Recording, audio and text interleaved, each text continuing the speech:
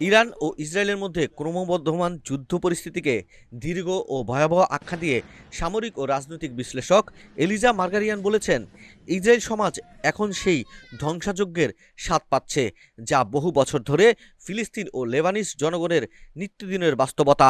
তিনি মনে করেন যুদ্ধ আরও বাড়বে, তবে বিপুল ক্ষয়ক্ষতির মুখে ইসরায়েলিদের যুদ্ধতৃপ্তি শীঘ্রই ম্লান হয়ে যেতে পারে।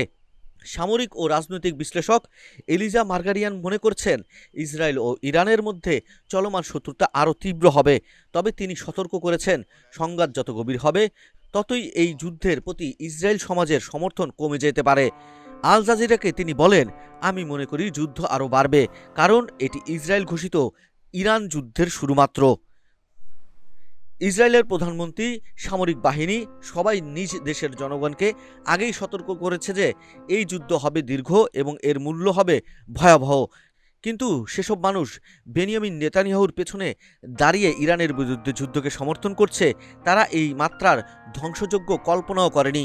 1973 সালের পর ইসরায়েল আর কখনো কোনো দেশের সাথে এমন যুদ্ধ করেনি এবং কখনই এভাবে দেশের ভেতরে তেল আবিবের কেন্দ্রে এত বড় হামলার মুখোমুখি হয়নি।